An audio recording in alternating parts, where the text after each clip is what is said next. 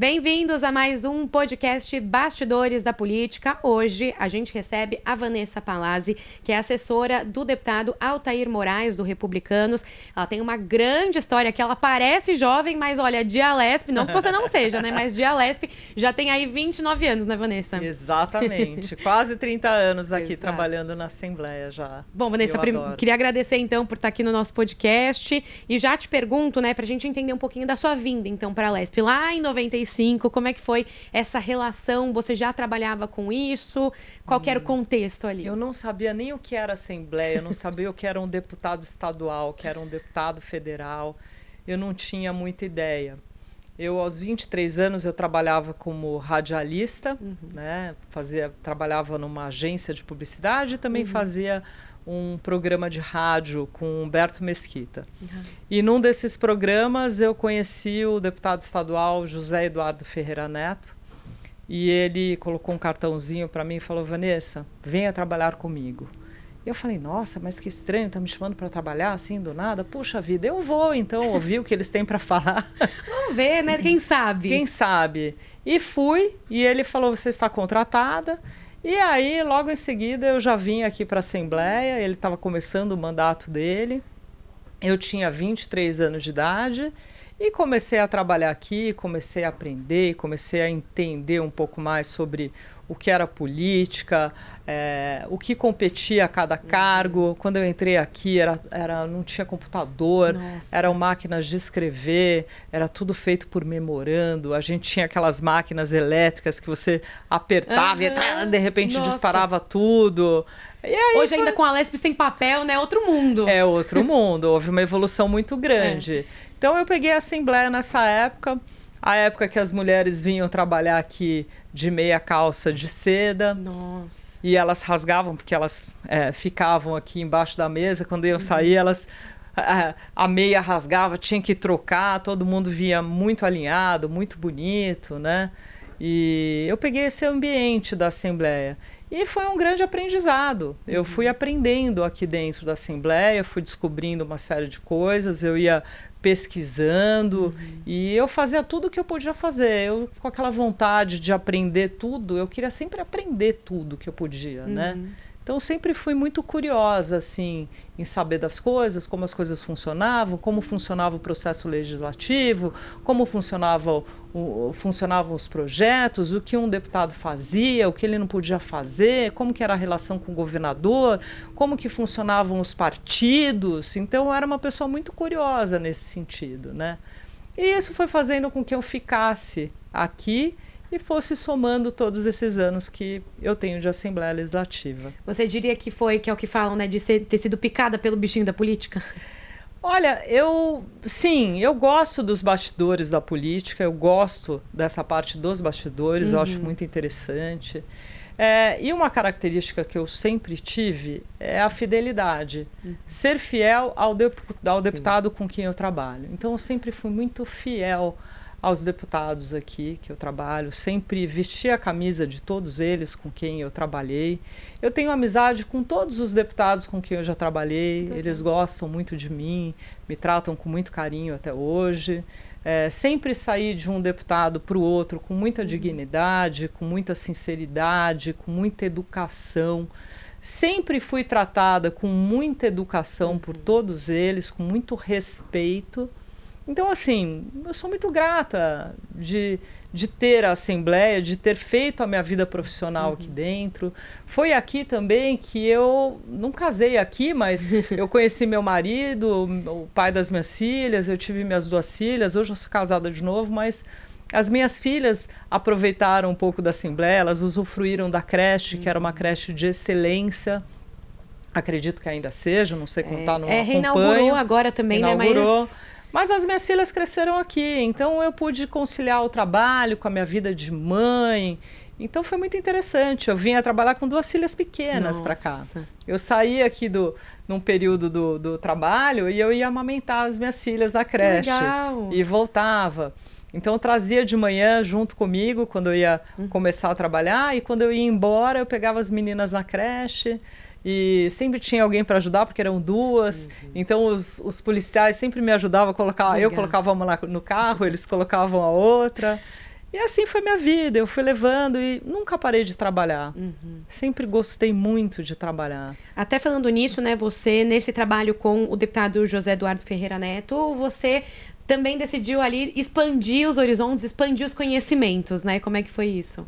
Pois é, o deputado José Eduardo Ferreira Neto, que atualmente, por uma coincidência, é meu sogro. A gente estava chegando lá, é isso mesmo. Ele é um advogado de excelência e ele fazia direito administrativo e aquilo começou a me interessar muito.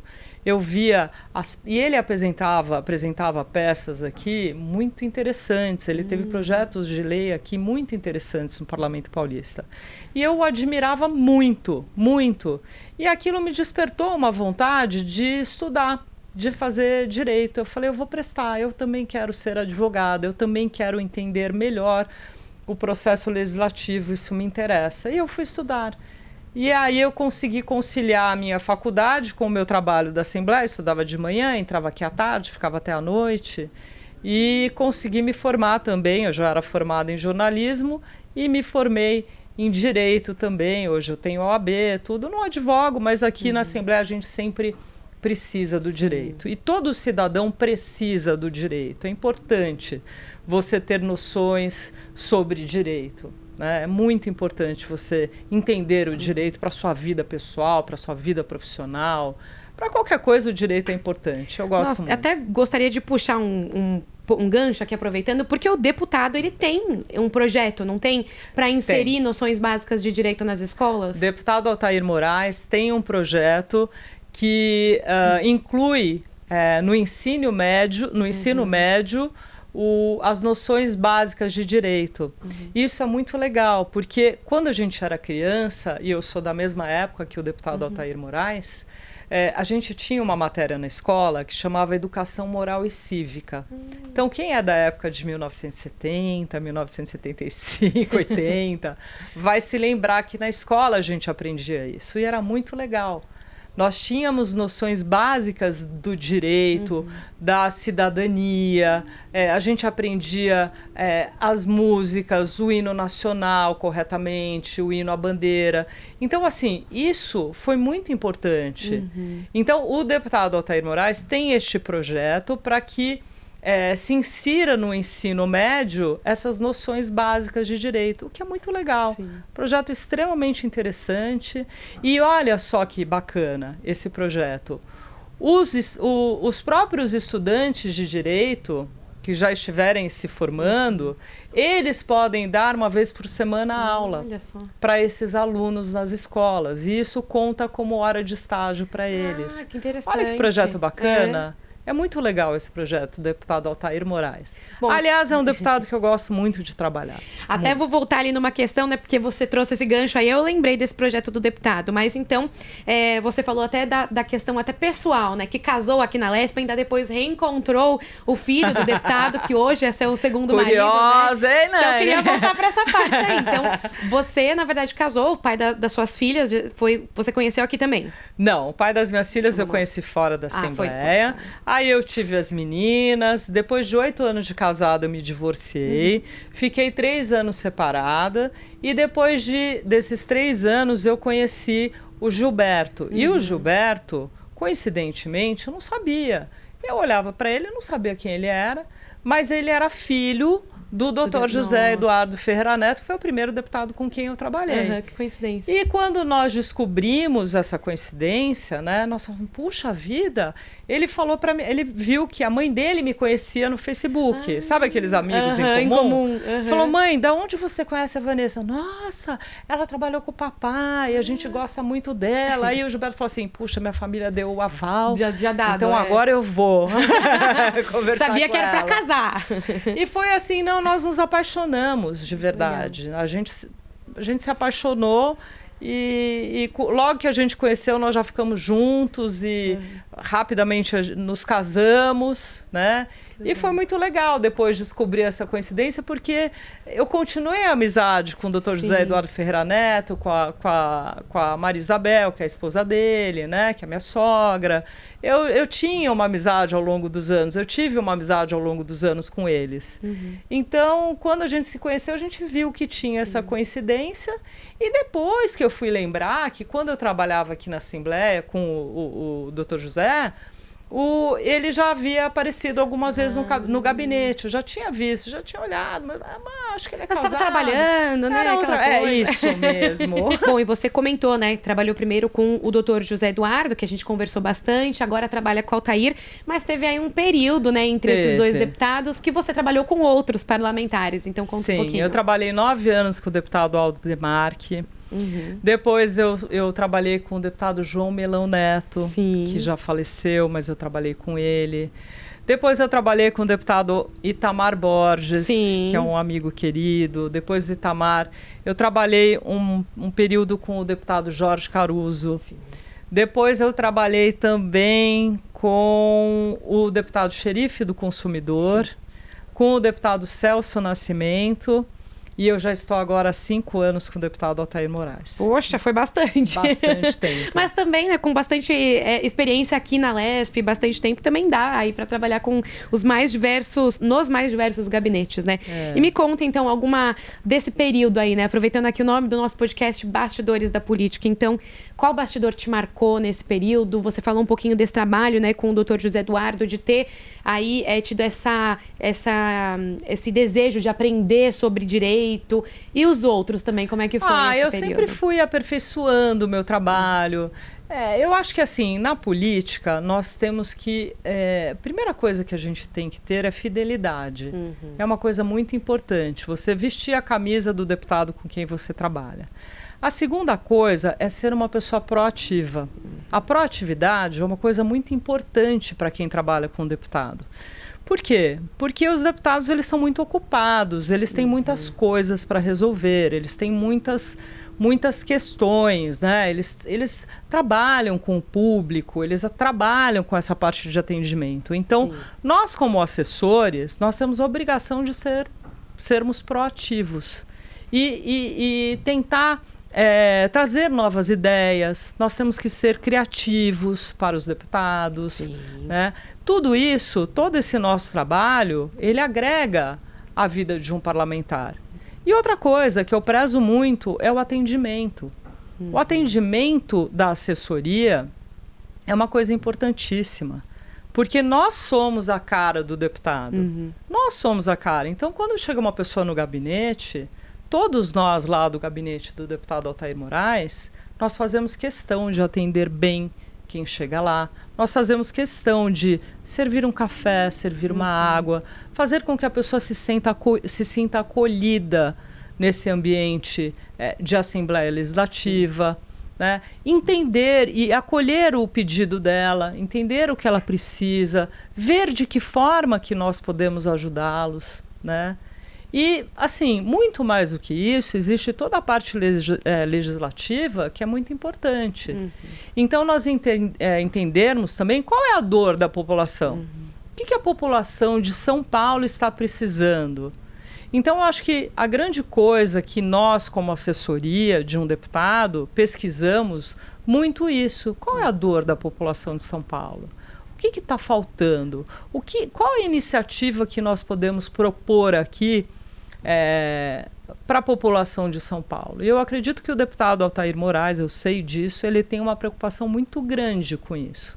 Né? O que nós podemos fazer de melhor para a população de São Paulo?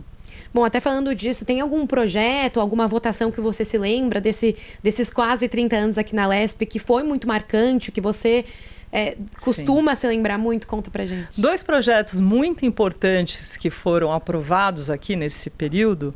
O primeiro deles foi o cinto de segurança. Sim. Salvo engano, era um projeto do Paulo Maluf. Então, o projeto do cinto de segurança, existe uma mudança de paradigma depois do uso do cinto de segurança. As pessoas não tinham noção do quanto era importante usar cinto de segurança. Né? E hoje a gente sabe o quanto é importante, que o cinto ele salva vidas. E esse projeto foi aprovado aqui. E outro projeto importantíssimo que foi aprovado aqui na Assembleia foi o projeto do cigarro. Sim. Que também, salvo engano, eu acho que era do Serra. Foi na época. Foi na época do Serra. Então, assim, a proibição de fumo em restaurantes, em aviões, uma série de coisas, né, que aconteceram. Eu não sei se do avião realmente foi aqui em São Paulo, mas eu sei que existiu os locais proibidos para fumo. Esse projeto é excepcional, porque as pessoas pararam de fumar. O cerco foi diminuindo, né? Então, a pessoa que era fumante, ela fala, puxa vida, eu não posso mais fumar no restaurante. Antes você entrava aqui na Assembleia, gente, dentro dos gabinetes as pessoas fumavam. Dentro dos gabinetes, todo mundo tinha cinzeiro e todo mundo fumava. Imagina o que é para uma pessoa não fumante fumar. E conviver com a fumaça do cigarro. Ela vira uma fumante passiva, né? Então, assim, era desagradabilíssimo. Aí esse cerco foi se fechando. Então, essa lei, ao meu ver, foi muito importante. Ela trata da saúde pública. Sim. E muitas pessoas pararam de fumar. Houve uma diminuição. E isso que eu ia cada falar, vez a gente mais percebe isso hoje, né? Não é mais que nem assim, eu ainda me lembro, até falei numa outra entrevista aqui do podcast Bastidores, que também teve uma outra funcionária aqui dos gabinetes que mencionou essa lei, a lei antifumo, né? E eu falei, eu era assim, ainda pequena, tinha lá uns 10, 12, 13 anos, e eu lembro que fez muita diferença no restaurante, que eu ia às vezes jantar com a minha família, porque meu pai fumante, minha mãe fumante, e era sempre aquela coisa de ter que chegar, pedir a mesa pra fumante, eu tava lá às vezes comendo, vinha aquele cheiro de cigarro horrível. Não só da minha família, como das outras que estavam lá naquele ambiente. E hoje em dia, você vê num grupo ali de pessoas, de amigos, são poucas as pessoas que têm já, que mantém esse vício, né? Então, de fato, é uma lei que ela acabou tendo essa consequência, né, de reduzir o número de pessoas que fumam. Benéfica demais. Total. E te digo mais. O deputado Altair Moraes também tem um projeto que proíbe o fumo em locais abertos, como parques, zoológicos. Então é muito legal, porque eu já fui várias vezes ao Parque do Ibirapuera, e você vai no Parque do Ibirapuera para quê? Para se exercitar. Sim. Então, muitas vezes eu estou caminhando lá no parque e eu vejo, tem uma pessoa na minha frente fumando. Aquela fumando. Gente, eu estou respirando. Aconteceu isso outro dia também comigo. É isso. Eu não quero respirar a fumaça de cigarro. O deputado Altair Moraes, que foi decacampeão da competição Norte-Nordeste de Karatê, ele é um ex-atleta. E o deputado, ele teve essa percepção. Ele falou, puxa vida, isso incomoda as pessoas, né? As pessoas estão no parque, estão indo lá para se exercitar e de repente tem uma pessoa fumando, é desagradável. Né? Às vezes você está até numa parada de ônibus. Sim. Você está esperando um ônibus lá e, poxa, a gente já convive com a poluição de São Paulo. E aí tem ao seu lado uma pessoa fumando cigarro, é desagradável. Então tem um projeto dele importante também nesse sentido. E é um projeto que só vai fazer bem para as pessoas, né? Só fará bem. Então, é bacana quando a gente tem propostas no Legislativo Paulista que vão realmente melhorar a vida do paulista, da população paulista. Bom, agora conta um pouquinho como é que é a atividade lá no gabinete do Altair, como é que são as suas atribuições no dia a dia. Olha, eu cuido da parte de comunicação, eu cuido da parte de eventos, eu também faço aqui, algumas vezes eu atuo como mestre de cerimônias nos eventos do deputado. Nós fazemos clipagem de notícias para o deputado, nós levantamos as informações mais importantes para o deputado, nós preparamos o deputado quando ele tem uma reunião importante, nós preparamos o deputado quando ele vai para alguma cidade, nós fazemos aviso de pauta, nós fazemos o pré e o pós-evento, né? Nós divulgamos os projetos de lei do deputado e hoje em dia a comunicação também ela mudou, né? Antes, eu me lembro que quando eu me formei jornalista, a gente tinha que ir direto na redação dos jornais e ficar levando o release que você digitava. Não existia computador, era uma máquina de escrever. Então a gente levava aquele release, aí tirava xerox, aí levava um por um em cada jornal. Eu fazia esse trabalho. Né? Nossa, é uma coisa que hoje um release, você faz uma lista de transmissão no WhatsApp, você resolve em 30 segundos. Em 30 segundos. Em 30 segundos, né? Então, a comunicação mudou muito. E nós temos que estar atualizados com essas modificações da comunicação. A gente, como jornalista, como pessoas que atuam na comunicação, nós temos que estar sempre preparados para essas mudanças tecnológicas que, de certa forma, elas facilitam a nossa vida. Sim. Né? Então, a gente trabalha sempre com isso, levando dados, levando informações para o deputado, informações relevantes, levando notícias importantes, o que está acontecendo, notícias que se referem às bandeiras que ele defende na Assembleia. O deputado Altair defende a bandeira da segurança pública. O deputado Altair, ele é uma pessoa que tem muito forte os valores e os princípios da família. Né? Esporte também, né? Que ele é até o presidente da Esporte, comissão. ele é presidente da Comissão de Assuntos Desportivos, ele defende muito essa bandeira. Então, a gente está sempre atento ao que está acontecendo em São Paulo, no Brasil, no mundo e fomentando sempre o deputado com as informações. Até aproveitando isso, né? Você falou dessa mudança de enviar o release, por exemplo. Na comunicação política, você sente que também teve essa mudança? As pessoas têm migrado muito, né, para as redes sociais, o que é muito importante, mas isso substitui aquele corpo a corpo que a gente vê principalmente em época de campanha, o contato direto com os eleitores? Não substitui. Isso é importantíssimo. É importantíssimo. Durante o... Eu sempre digo que, assim... O deputado, depois de eleito, ele não pode deixar para trás o eleitor dele. Ele cativou um eleitor, e não é só cativar o eleitor confiou o voto dele ao deputado, ao trabalho do deputado. Então, é muito importante que o deputado dê esse feedback, que o deputado devolva aquilo que ele faz para o eleitor dele. Nós fazemos isso. Nós, mensalmente, publicamos um informativo do deputado Altair Moraes, que vai diretamente para os eleitores dele, que está disponível no site do deputado Altair Moraes, com as informações daquilo que ele fez naquele mês. Quais são as ações importantes que o deputado fez nesse mês? Isso é muito bom, porque o eleitor, ele quer saber o que o deputado está fazendo. Sim. Quando você vota em alguém, você quer saber o que essa pessoa a quem eu confiei o meu voto está fazendo de bom. Né? Então, assim, a imprensa, em geral, ela quer falar só o que o deputado fez de mal. Muitas vezes, as informações que a imprensa colhe são informações, às vezes, muito negativas, mas raramente você vê alguém da imprensa falando uma coisa boa que o deputado fez. Né? Porque a imprensa, ela quer um pouco valorizar esse sensacionalismo. Mas a gente precisa ver esse lado bom das pessoas de bem que estão trabalhando para o bem do estado de São Paulo, para o bem do nosso país. Né? Então, eu sou uma grande admiradora do deputado Altair Moraes, porque eu acompanho de perto o trabalho dele e vejo o que ele está fazendo de bom. Então, isso é muito legal.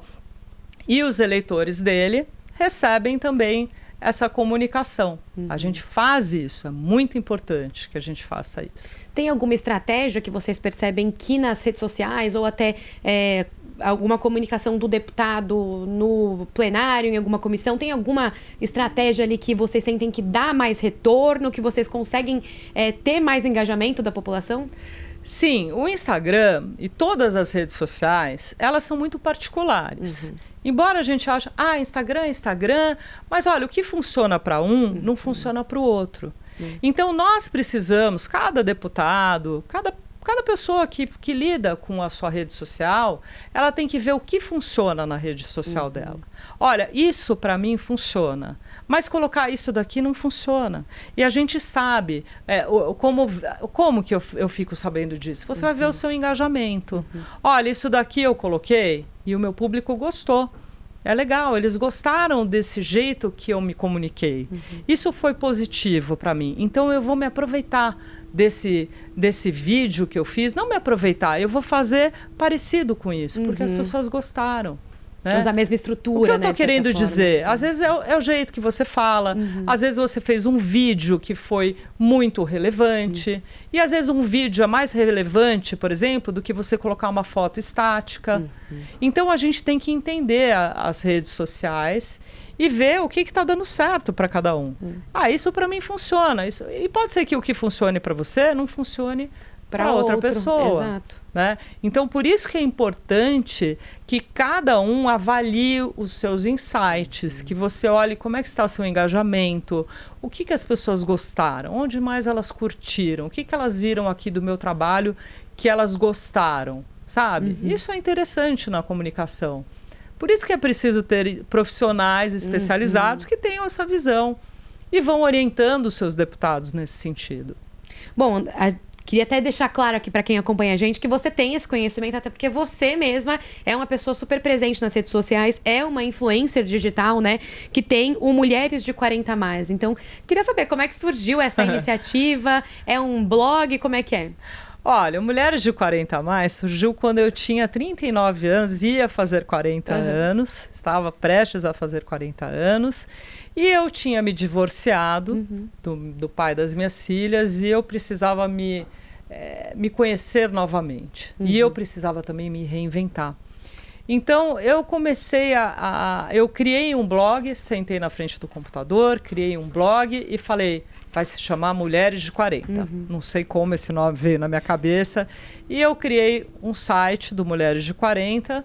E, inicialmente, eu queria falar sobre moda, sobre beleza, sobre autoestima, mas o meu blog deu um boom quando eu comecei a contar as minhas histórias pessoais. Quando eu comecei a contar sobre o luto da minha separação, sobre a dor que eu estava vivendo. E isso foi muito importante para mim, porque eu não me senti sozinha. Eu vi que outras mulheres também passavam por essa mesma situação que eu havia passado. E aí gerou uma conexão muito grande e eu falei, puxa vida, não é que eu também sei escrever sobre a minha vida pessoal? Não é só sobre política? Sobre as minhas próprias histórias. Eu me senti muito valorizada com isso. E eu senti também que eu podia ajudar outras mulheres.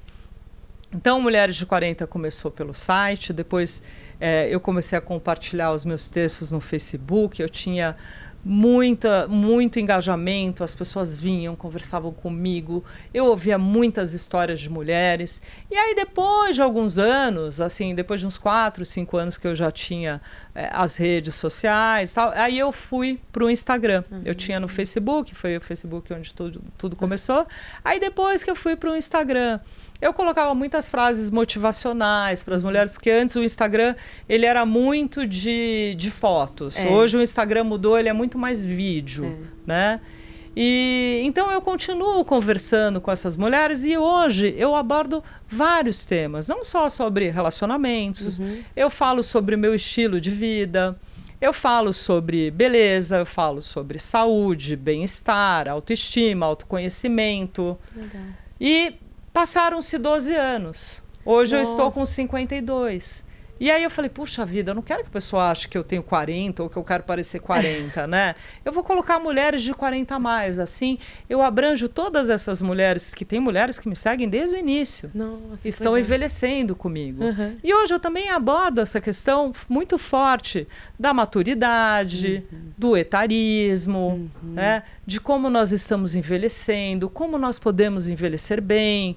Então eu mostro lá que eu faço atividades físicas, eu mostro para elas como eu me cuido, como eu faço as minhas unhas, como eu faço a minha maquiagem, como eu corto o meu cabelo, né? Como eu posso... não importa se a pessoa tem dinheiro, se não tem dinheiro, olha, você pode fazer na sua casa. Aí eu converso com as mulheres, às vezes, olha, eu estou muito triste, eu falo, vai tomar um banho. Toma um banho, se cuida, passa um creme no seu cabelo. Faz uma escova você mesmo. Então, eu ensino as mulheres a se cuidarem, a se amarem e a elevarem a sua autoestima. Porque uma mulher que está sem autoestima, ela não consegue nada. Não estou falando de namorado, não. Eu estou falando até de trabalho. Ela não consegue trabalhar.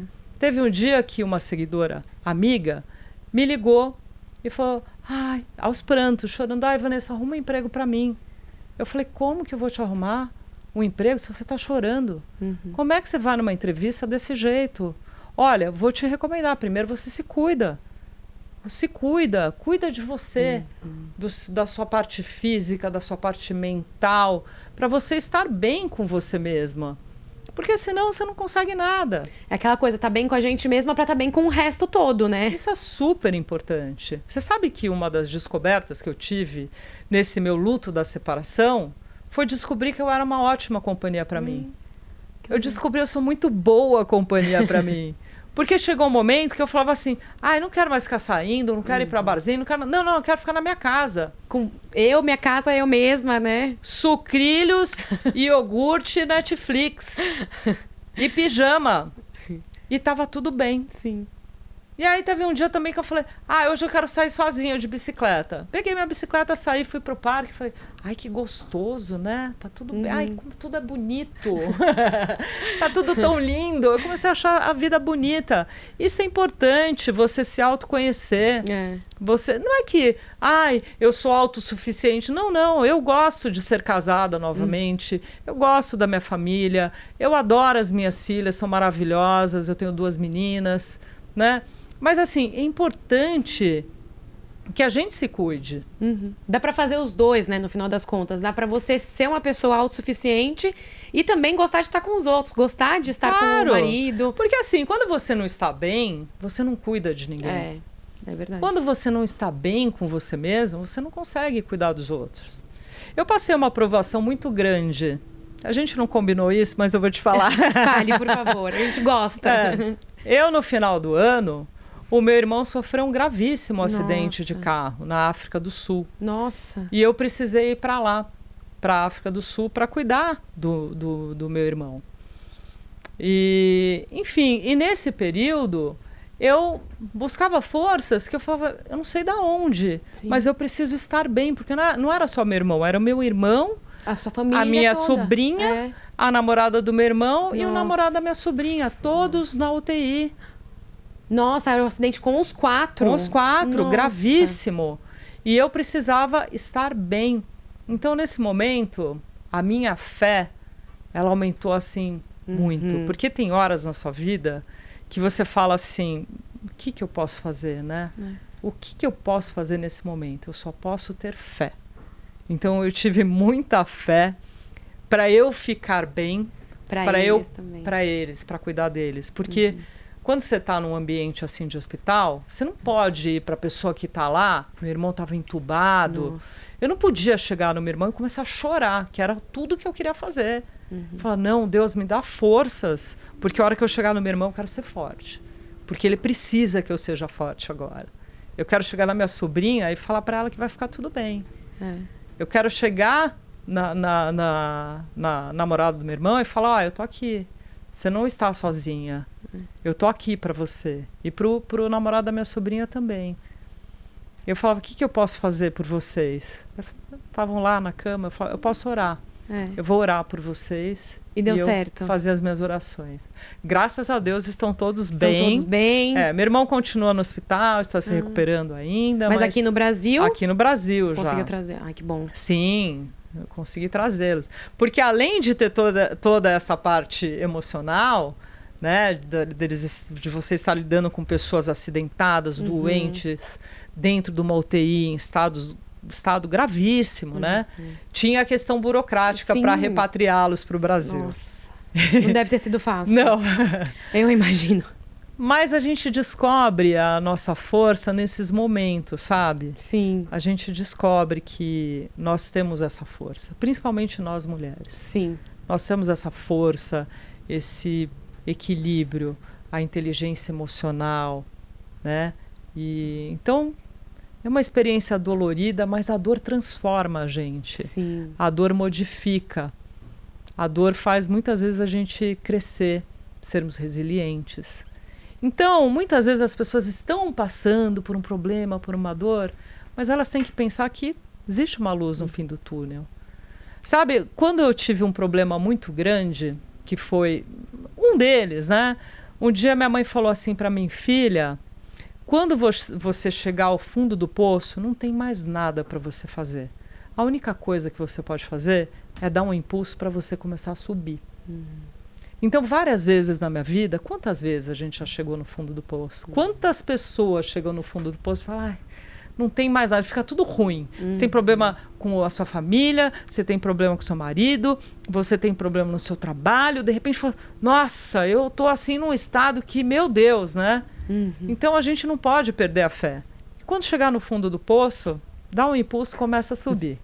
Nossa, eu queria até terminar a entrevista com essa mensagem acabou? tão bonita, mas eu ainda quero perguntar uma coisa. Fala. Porque a gente tinha conversado, né, desse trabalho como influencer também e como, assim, o trabalho aqui na Alesp, ele não é fácil. A gente sabe que demora muito tempo, que demanda muito da pessoa. Então, queria que você contasse pra gente como consegue conciliar essas duas personas, né, de certa forma. Olha, eu concilio muito bem. Eu respeito os meus horários aqui da Assembleia e nos meus horários que eu tenho livre, na minha casa, à noite, às vezes aos finais de semana. Eu gravo os meus vídeos e ao longo da semana eu vou colocando. Eu tenho uma pessoa também que me ajuda a colocar as coisas para mim no Instagram, porque senão a gente perde muito tempo com rede social, né? Mas a minha dedicação aqui é completa à Assembleia. O deputado também sabe que nós, assessores, nós temos que estar sempre disponíveis. Então, o deputado Altair Moraes, ele sabe que se ele precisar que eu o atenda no domingo à meia-noite, eu o atendo. E muitas vezes já aconteceu de atendê-lo aos finais de semana. A vida política é assim. A vida do assessor político é essa. Nós temos que estar disponíveis para o deputado quando ele precisar da nossa ajuda. Então, independente, eu sempre estou aqui na Assembleia, nos meus horários, e quando eu estou fora daqui, eu também atendo, porque nós estamos sempre fazendo as pesquisas de notícias, o que está acontecendo no Brasil, no mundo, nós estamos sempre atualizando o deputado com tudo isso. Bom, Vanessa, queria então agradecer muito por compartilhar aqui com a sua história com a gente, né? Todos esses bastidores também, essa experiência aqui na Alesp, essas histórias pessoais também que são muito bonitas. Então, muito obrigada por participar com a gente. Eu que agradeço, adorei. Obrigada pelo convite.